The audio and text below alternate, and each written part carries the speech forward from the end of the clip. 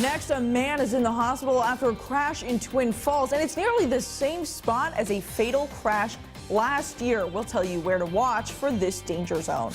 And a local woman trying to make a difference completely by accident. Find out what she's doing to give back to her community. Plus, you won't believe what happens next. This feature on Facebook could compromise your personal information. Live from KMVT, your source for local news. This is Local 11 News at 10. A motorcyclist was rushed to the hospital today after a crash in Twin Falls. Thanks for being with us tonight. I'm Amy Reid. Police are still piecing together what happened in the incident. The crash happened on Eastland Avenue near Kimberly Road.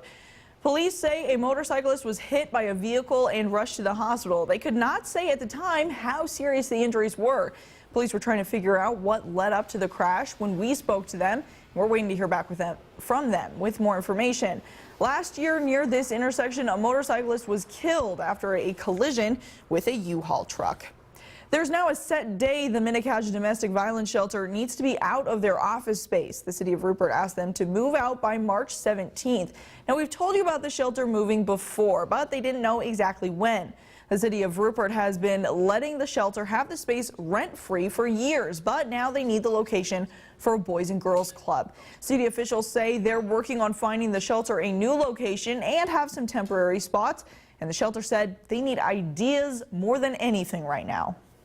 We're slowly running out of ideas, fundraising ideas. We constantly trying to raise money. I mean, that's our biggest thing, is raise money so we can continue to do what we do.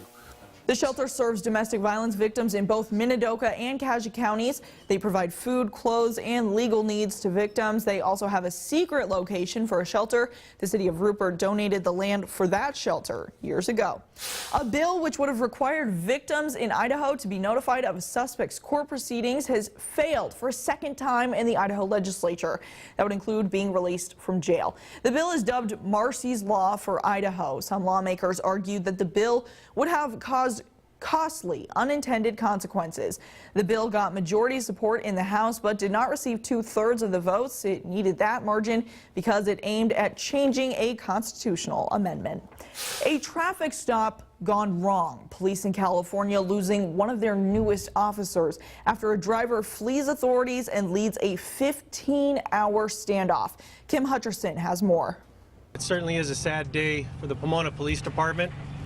It's a sad day for our community, and it's a sad day for law enforcement in general. One police officer is dead and another injured following a shootout and hours-long standoff with a barricaded suspect. It was like pop, pop, pop, pop real quick, and then it stopped, and then we heard it again. At first we didn't think there were gunshots, but then we heard the sirens, and then that's when we figured out it was the gunshots. Friday night, Pomona officers attempted to stop a reckless driver. Police say the driver, Isaias de Jesus Valencia, didn't stop, and a pursuit ensued until he crashed his vehicle and fled on foot to an apartment complex. He barricaded himself in a bedroom. Officers attempted to contact him, and he began firing through the door. Officer Gregory Casillas was fatally shot. The Pomona police chief said he was a rookie still in field training. Greg is a hero, a man to be looked up to.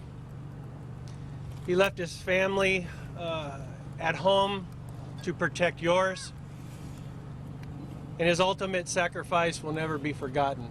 Another officer was shot in the face trying to rescue Casillas. He was transported to the hospital in critical condition, but is expected to recover.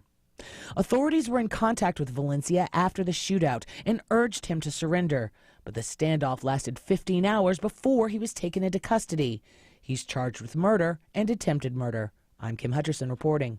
The dairy industry is taking a hit in central Pennsylvania. Some dairy farmers are scrambling to find new markets for their product after receiving notice that one of the nation's largest dairy distributors, Dean Foods, is terminating their contracts.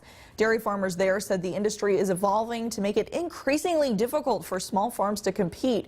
One said she's being told there's simply too much milk on the market right now and the demand is too low. I think now there's also a price war game between co-ops. I think it is a very strong business attitude within the people that we all sell our milk to.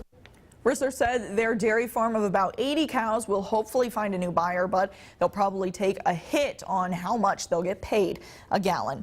Soon, online retailers may have to collect and pay sales tax on purchases from their websites. That's because of a bill that's working through the Idaho legislature right now. Representative Lance Cloud from Twin Falls is sponsoring it. The bill has already passed the House and is set to be heard on the Senate floor. If it passes, it would require online retailers to collect sales tax at the same time of purchase and pay it to the state. That's only if they sell at least $10,000 in Idaho a year. Cloud said it's an issue of fairness with brick and mortar stores. And it was creating an unfair status on local businesses, and because they're collecting and remitting the tax, whereas out-of-state retailers that were selling through the internet or by mail, this includes by mail or phone, were not. The Twin Falls Chamber of Commerce supports this bill as well. You may remember last year, online retail giant Amazon started voluntarily collecting sales tax in all states. This is the 6th year Clow has tried to pass legislation like this. The Murtaugh School District is getting money for a new bus. It's part of an EPA program that pays to replace or retrofit older diesel school buses. The new buses are supposed to reduce pollutants.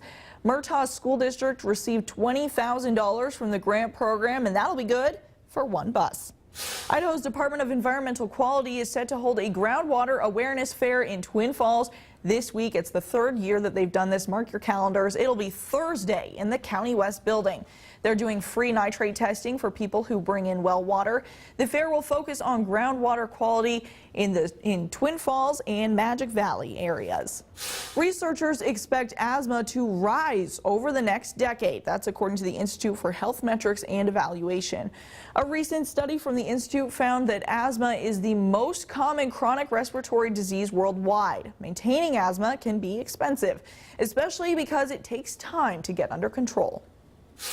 It's an expensive disease in many ways. Part of it is because of the disability that it causes. It takes people away from their work, kids from their school.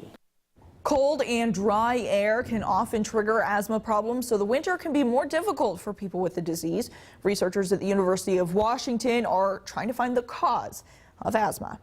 The unexpected and unexplained death of babies less than a year old is devastating. You probably know this is sudden infant death syndrome, or SIDS. That's this week's Fit and Well Idaho.